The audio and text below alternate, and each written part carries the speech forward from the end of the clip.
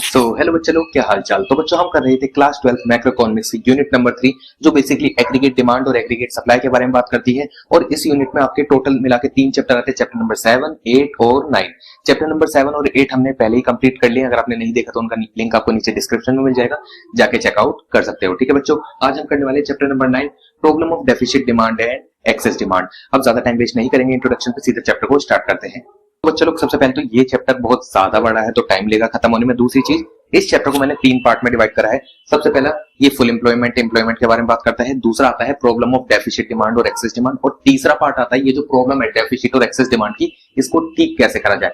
आज की इस वीडियो में हम ये जो एम्प्लॉयमेंट अनएम्प्लॉयमेंट वाला टॉपिक है, इसको अच्छी तरह कंप्लीट करेंगे, और आगे के जो 2 टॉपिक है उन्हें आने वाले पार्ट में कंप्लीट कर लेंगे और इस चैप्टर को भी खत्म कर देंगे। तो चलिए अब शुरू करते हैं हमारा एम्प्लॉयमेंट अनएम्प्लॉयमेंट के टॉपिक से। ठीक है बच्चों, सबसे पहले हमारा आता है फुल एम्प्लॉयमेंट। क्या होती है देखो, फुल एम्प्लॉयमेंट मतलब होता है all those willing and able to work are getting work. मतलब देखो, फुल एम्प्लॉयमेंट मतलब क्या है कि हमारी कंट्री में जितने भी ऐसे लोग हैं जो काम करने की इच्छा रखते हैं और काम करने के लायक है, मतलब उनकी क्षमता भी है काम करने की। इच्छा तो है ही है करने की, बट क्षमता भी है काम करने की, तो और ऐसे लोगों को काम मिल भी रहा है, तो मतलब होता है हमारी कंट्री में क्या है, फुल एम्प्लॉयमेंट अराइज होगी। मतलब जो लोग काम करना चाह रहे हैं उन्हें काम मिल रहा है, तो हमारा क्या हुआ, फुल एम्प्लॉयमेंट। और हमारी कंट्री में जितने भी रिसोर्सेज है वो भी क्या है, पूरी तरह से यूटिलाइज हो रहे हैं। देखो, फुल एम्प्लॉयमेंट मतलब ये नहीं होता कि आपकी कंट्री में जितने लोग हैं आपने सबको काम दे दिया। फुल एम्प्लॉयमेंट मतलब होता है कि जितने लोग काम करने की इच्छा रख रहे हैं उनको काम मिल रहा है, और हमारी कंट्री में जितने भी रिसोर्सेज है ना, वो पूरी तरह यूटिलाइज हो रहे हैं। मतलब अगर मान के चलो हमारी कंट्री में इतने रिसोर्सेज है कि हम 100 करोड़ की वैल्यू के गुड्स एंड सर्विसेज प्रोड्यूस कर सकते हैं। मैंने ये अज्यूम करा है नंबर, ठीक है। और हम ना और 100 करोड़ के गुड्स एंड सर्विसेज बनाने के लिए जितने लोगों की जरूरत है, हमने उन सब लोगों को काम दे रखा है। तो मतलब क्या हुआ कि हम फुल एम्प्लॉयमेंट अचीव कर गए। तो 2 कंडीशन फुल एम्प्लॉयमेंट की, सबसे पहला कि जो लोग काम करने की इच्छा रखते हैं उनको काम मिल रहा है, और दूसरी हमारी कंट्री में जो रिसोर्सेज है वो पूरी तरह से यूटिलाइज हो चुके हैं। इतना क्लियर हुआ बच्चों? ठीक है, फुल एम्प्लॉयमेंट अब मैं उम्मीद करता हूं आपको समझ आ गया होगा। इसके बाद आता है फुल एम्प्लॉयमेंट इक्विलिब्रियम। अब देखो, आपने चैप्टर नंबर 8 में पढ़ा था कि इक्विलिब्रियम कब अचीव होता है, जब आपका एग्रीगेट सप्लाई और एग्रीगेट डिमांड आपस में बराबर हो जाए। तो ये क्या है, एक ऐसी सिचुएशन जब एग्रीगेट सप्लाई इक्वल है एग्रीगेट डिमांड के and resources are fully utilise. यानी कि हमारी कंट्री में जितने रिसोर्सेज है, हमारी कंट्री की जितनी कैपेसिटी है कि वो कितना मैक्सिमम प्रोडक्शन कर सकती है, वो उतना कर रही है पूरे रिसोर्सेज को यूटिलाइज करके, और सप्लाई डिमांड आपस में बराबर है। तो ये क्या होगा, फुल एम्प्लॉयमेंट इक्विलिब्रियम। अब इसके बाद जो हमारा टॉपिक आता है वो आता है अनएम्प्लॉयमेंट, या इसे ही बोला जाता है इनवॉलेंट्री अनएम्प्लॉयमेंट। अनएम्प्लॉयमेंट मतलब क्या होता है, all those willing and able to work are all those willing and able to work at existing wage rate are getting work। मतलब हमारी कंट्री में जितने भी ऐसे लोग हैं जो एग्जिस्टिंग वेज रेट, मतलब हमारी कंट्री में जो भी वेज रेट चल रहा है उस पर काम करने को तैयार है, बट उन्हें काम नहीं मिल रहा। कि फॉर एग्जांपल मान के चलते हैं कि अगर कोई पर्सन है, जैसे मैं ही, अगर मैं चाहता हूं कि मुझे कहीं जॉब करनी है, मैं जॉब करने को तैयार हूं, और जो पैसा मार्केट में चल रहा है, मतलब जो भी वेज रेट मार्केट में चल रहा है, मैं उस पर करने को तैयार हूं, बट मुझे काम ही नहीं मिल रहा, उसको बोला जाएगा अनएम्प्लॉयमेंट। अनएम्प्लॉयमेंट मतलब ये नहीं होता कि लोगों को काम नहीं मिल रहा। अनएम्प्लॉयमेंट मतलब होता है उन लोगों को काम नहीं मिल रहा जो काम करने की इच्छा रखते हैं और काम करने की क्षमता रखते हैं, बट उन्हें ही काम नहीं मिल रहा। इतना क्लियर बच्चों? और उसी को ना एक दूसरे नाम से बोला जाता है इनवॉलेंट्री अनएम्प्लॉयमेंट। इनवॉलेंट्री मतलब ना, देखो, वॉलेंट्री मतलब होता है अपनी इच्छा से, इनवॉलेंट्री मतलब होता है अपनी इच्छा से नहीं। लोग काम तो करना चाह रहे हैं बट उन्हें काम नहीं मिल रहा। ठीक है बच्चों, अब मैं उम्मीद करता हूं कि आपको फुल एम्प्लॉयमेंट इक्विलिब्रियम और अनएम्प्लॉयमेंट के अनएम्प्लॉयमेंट क्या होती है उसके बारे में आपको पता लग गया होगा। फुल एम्प्लॉयमेंट मतलब क्या, हमारी कंट्री में जितने लोग काम करने की इच्छा रखते हैं, काम करने की क्षमता रखते हैं, उन्हें काम मिल रहा है, और हमारी कंट्री में सारे रिसोर्सेज पूरी तरह यूटिलाइज है। ठीक है, फुल एम्प्लॉयमेंट इक्विलिब्रियम मतलब क्या, एएस इक्वल एडी है, और हमारी कंट्री में जितने रिसोर्सेज है वो पूरी तरह यूटिलाइज है। थर्ड आता है अनएम्प्लॉयमेंट। अनएम्प्लॉयमेंट मतलब क्या, जो लोग काम करने के इच्छुक है, काम करने के लायक है, उन्हें काम नहीं मिल रहा, और इसी को एक नाम से और क्या बुलाते हैं, इनवॉलेंट्री अनएम्प्लॉयमेंट। इतना क्लियर बच्चों? अब देखो, अभी जैसे हमने देखा ना फुल एम्प्लॉयमेंट इक्विलिब्रियम, ऐसे ही एक होता है अनएम्प्लॉयमेंट इक्विलिब्रियम। ये कैसी सिचुएशन होती है, जब हमारी एएस इक्वल एडी है but resources are not fully utilise. अब देखो, इसको ना मैं एक एग्जांपल की मदद से समझाना चाहूंगा। ठीक है, हैंड मूवमेंट देखना। हमारी कंट्री में ना मान के चलते हैं 100 करोड़ की वैल्यू के गुड्स एंड सर्विसेज बन सकते हैं, मैक्सिमम की हमारे पास इतना रिसोर्सेज है। ठीक है, अगर हमने 100 करोड़ की वैल्यू के गुड्स एंड सर्विसेज प्रोड्यूस करे, ठीक है, और उतनी ही डिमांड भी आ गई, तो एग्रीगेट सप्लाई और डिमांड पूरी हो गई, तो हमारा क्या हो गया, इक्विलिब्रियम अचीव हो जाएगा फुल एम्प्लॉयमेंट पे। क्योंकि अगर आपने 100 करोड़ के गुड्स एंड सर्विसेज प्रोड्यूस करे तो उन्हें बनाने के लिए जितनी एम्प्लॉयमेंट चाहिए होगी आपने वो भी करी होगी। ठीक है, तो वो भी क्यों हमारा फुल एम्प्लॉयमेंट भी अचीव हो जाएगा, प्लस इक्विलिब्रियम भी अचीव हो जाएगा कि सप्लाई डिमांड इक्वल हो गया। बट हमारी कैपेसिटी है 100 करोड़ की पूरी कंट्री की। हमने ना, हमें लग रहा है कि 100 करोड़ की डिमांड नहीं आएगी, हमने 50 करोड़ की डिमांड आएगी, तो हमने क्या करा ना, 50 करोड़ के गुड्स एंड सर्विसेज प्रोड्यूस करे। अब एक चीज देखो, हमने 100 करोड़ के गुड्स एंड सर्विसेज प्रोड्यूस कर सकते थे, मतलब 100 करोड़ तक के गुड्स एंड सर्विसेज प्रोड्यूस करने के लिए जो एम्प्लॉयमेंट लगती हम वो जनरेट कर सकते थे, बट हमने उससे कम प्रोडक्शन करी, मतलब हमने एम्प्लॉयमेंट भी कम जनरेट करी होगी, तो हमारी कंट्री में अनएम्प्लॉयमेंट हुई होगी। ठीक है, अब हमें पता है कि 50 करोड़ की सप्लाई हमने गुड्स एंड सर्विसेज प्रोड्यूस करो, 50 करोड़ की ही डिमांड आ गई, तो इससे क्या होगा, हमारी कंट्री में एग्रीगेट सप्लाई और डिमांड तो पूरी हो जाएगी, but capacity 100 crore, full employment पे हम 100 करोड़ के वैल्यू के गुड्स एंड सर्विसेज बना सकते थे, बट हमने बनाए 50 करोड़ के, तो ये क्या होगा, हमारा एग्रीगेट सप्लाई डिमांड इक्वल होकर इक्विलिब्रियम तो अचीव हो जाएगा, but resources are not fully utilise, क्योंकि कैपेसिटी 100 करोड़ बट हमने बनाए कितने, 50 करोड़। इतना क्लियर हुआ सब बच्चों? ये मैंने बस एक एग्जांपल के तौर पे नंबर्स लिखे हैं, इसका कोई वैसे रियलिटी से लेना देना है नहीं। ठीक है, अब देखो इसके बाद आता है हमारा वॉलेंट्री अनएम्प्लॉयमेंट। अब देखो वॉलेंट्री अनएम्प्लॉयमेंट मतलब क्या होता है? वॉलेंट्री मतलब होता है अपनी इच्छा से। ठीक है, अब वॉलेंट्री अनएम्प्लॉयमेंट मतलब होता है कि जॉब्स आर अवेलेबल, यानी कि हमारी कंट्री में काम अवेलेबल है, जॉब्स अवेलेबल है, but people are not willing to work at existing wage rate, मतलब कि जो लोग हैं वो ही काम नहीं करना चाह रहे, मतलब जॉब अवेलेबल है, ठीक है, सब कुछ बढ़िया चल रहा है, बट जो लोग हैं वो ही करना नहीं चाह रहे, मतलब लोग अपनी इच्छा से अनएम्प्लॉयड हैं, उन्हें जरूरत नहीं है अनएम्प्लॉयड रहने की, उनके लिए काम अवेलेबल है, वो करना चाहे कर सकते हैं, बट वो अपनी इच्छा से अनएम्प्लॉयड है, उसको बोला जाता है वॉलेंट्री अनएम्प्लॉयमेंट। इतना क्लियर सब बच्चों को? अब देखो यहाँ पे हमने basically full employment equilibrium, unemployment equilibrium और वॉलेंट्री अनएम्प्लॉयमेंट देखा। ठीक है, अब मैंने यहाँ बोला था कि हमारी कंट्री में जो लोग काम करने की इच्छा रखते हैं, काम कर और उन्हें काम मिल रहा है, ठीक है, और हमारी कंट्री में रिसोर्सेज फुल्ली यूटिलाइज है, तो वो फुल एम्प्लॉयमेंट आ जाता है। बट फुल एम्प्लॉयमेंट का मतलब ये नहीं होता हमारी कंट्री में कि जीरो अनएम्प्लॉयमेंट। ठीक है, फुल एम्प्लॉयमेंट का मतलब कभी भी ये नहीं होता कि जीरो अनएम्प्लॉयमेंट। अब देखो इसका मतलब क्या है, हमारा जो अगला टॉपिक आता है कि full employment does not mean zero unemployment, क्योंकि देखो मैंने आपको क्या बोला कि फुल एम्प्लॉयमेंट मतलब क्या, कि हमारी कंट्री में जो लोग काम करने की इच्छा रख रहे हैं, काम कर और उन्हें काम मिल रहा है। ठीक है, ये तो पहली कंडीशन। दूसरी क्या थी, हमारी कंट्री के रिसोर्सेज पूरी तरह यूटिलाइज भी होना चाहिए। ठीक है, मतलब अगर हमारी कंट्री में 100 करोड़ के वैल्यू के गुड्स एंड सर्विसेज बनाने की कैपेसिटी है, तो उन गुड्स एंड सर्विसेज को प्रोड्यूस करने के लिए जितनी इंप्लॉयमेंट लगेगी, अगर हमने उन सब लोगों को काम दे दिया, तो हम बोलेंगे फुल एम्प्लॉयमेंट अचीव हो गई। दो कंडीशन अचीव हो जाएंगी, जो लोग काम करना चाह रहे हैं उन्हें काम मिल गया और रिसोर्सेज पूरी तरह यूटिलाइज। ठीक है बच्चों, अब देखो मैंने यहाँ पे ना full employment does not mean zero unemployment, मतलब अगर हमने फुल एम्प्लॉयमेंट अचीव हो गई तो इसका मतलब ये नहीं है कि zero unemployment.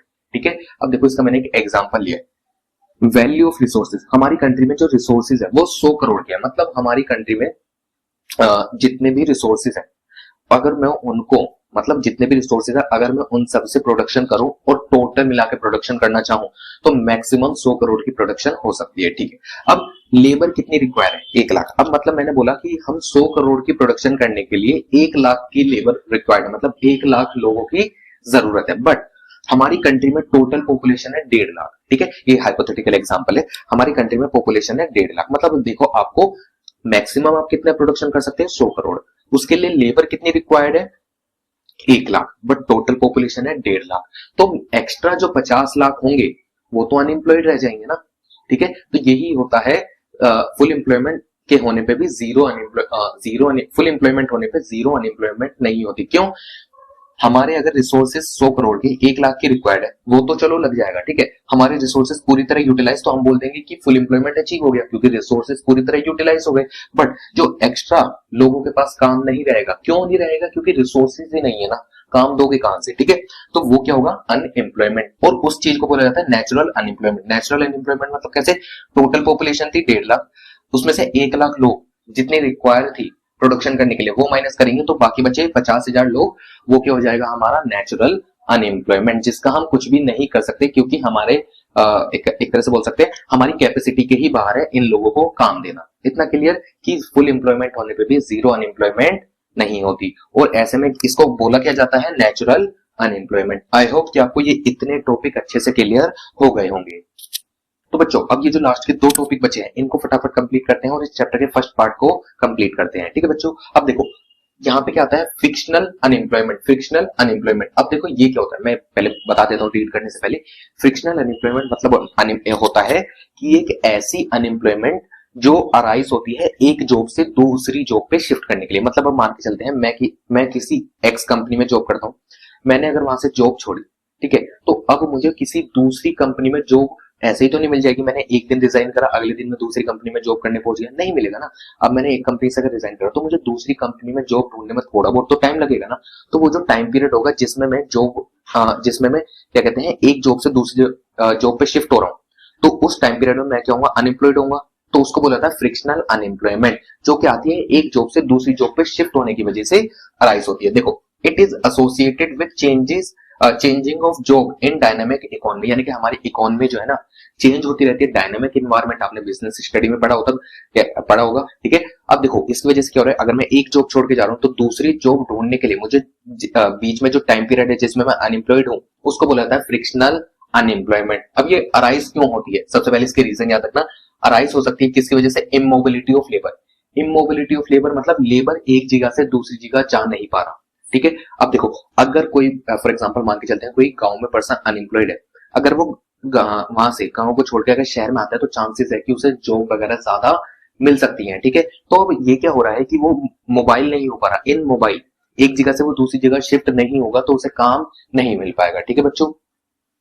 Shortage of raw material. Shortage of raw material मतलब क्या होता है कि अगर किसी भी इंडस्ट्री में रॉ मटेरियल की शॉर्टेज होगी तो ऐसे में क्या होता है ना कि वो क्या करते हैं, अपने एम्प्लॉयज को निकालना चालू कर देते हैं, उन्हें काम देना बंद कर देते हैं। और ऑब्वियसली बात है, अगर रॉ मटेरियल नहीं होगा तो प्रोडक्शन नहीं होगी, प्रोडक्शन नहीं होगी तो यार एम्प्लॉयज से काम क्या कराओगे, उन्हें बिना मतलब की सैलरी देनी पड़ेगी। इसकी वजह से जो कंपनीज वगैरह होती हैं या इंडस्ट्री होती है वो क्या करती है, एम्प्लॉयज को निकालने लग जाती है, ठीक है बच्चों। अब इसकी वजह से क्या हो रहा है, एम्प्लॉयज दूसरी कहीं जॉब ढूंढने जाएंगे, ठीक है। तो इस टाइम पीरियड में वो क्या हो जाएंगे, अनएम्प्लॉयड हो जाएंगे, तो वो क्या होगा, फ्रिक्शनल अनएम्प्लॉयमेंट।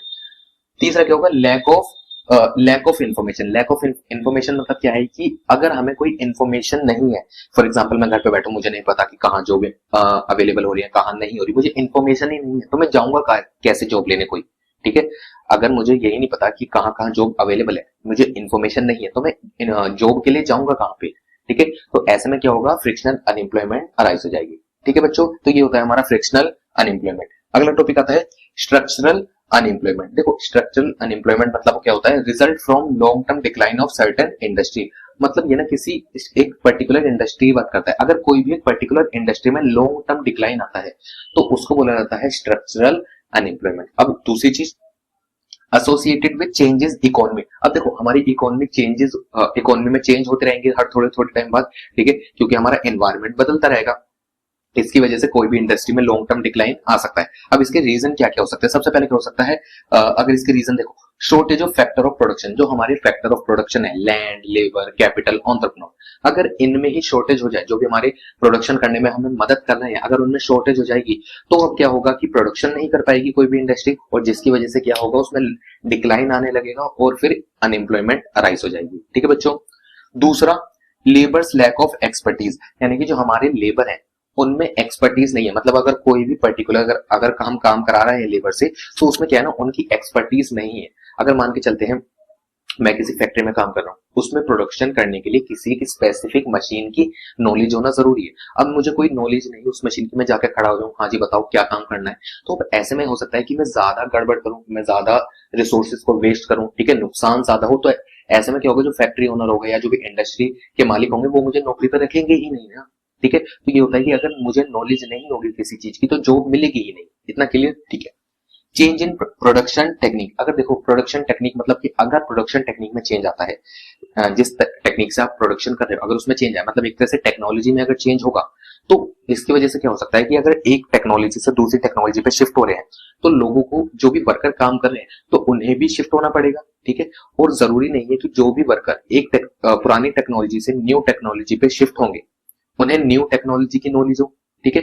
तो अब जिस वर्कर को न्यू टेक्नोलॉजी की नॉलेज होगी वो तो शिफ्ट हो सकता है, बट पुराना वर्कर नहीं हो पाएगा जिसे नॉलेज नहीं है, ठीक है। तो ऐसे में क्या होगा, उसे काम से निकाल दिया जाएगा और अनएम्प्लॉयमेंट अराइज हो जाएगी, ठीक है बच्चों। तो बच्चों लोग मैं उम्मीद करूंगी आपको ये जो एम्प्लॉयमेंट, अनएम्प्लॉयमेंट और अलग अलग तरह की एम्प्लॉयमेंट अनएम्प्लॉयमेंट के टाइप है, ये आपको अच्छे से समझ आ गए होंगे और आपको इसमें कोई भी डाउट नहीं होगा। बट अगर फिर भी कोई भी डाउट है तो आप नीचे कमेंट सेक्शन में पूछ सकते हैं, मैं उसका रिप्लाई आपको कर दूंगा। और आज के लिए इतना ही रखेंगे। मैंने आपको बोला था ये चैप्टर 3 पार्ट में डिवाइडेड है। फर्स्ट पार्ट में हमने एम्प्लॉयमेंट अनएम्प्लॉयमेंट अच्छे से कर लिया है, ठीक है। इससे नेक्स्ट पार्ट में हम क्या करेंगे, प्रॉब्लम ऑफ डेफिसिट डिमांड और एक्सेस डिमांड, और उनको सोल्व कैसे करा जाए वो देख के इस चैप्टर को खत्म करने की कोशिश करेंगे। तो बच्चों मैं मिलूंगा सीधा आपसे इसके चैप्टर के अगले पार्ट में, तब तक के लिए बाय बाय।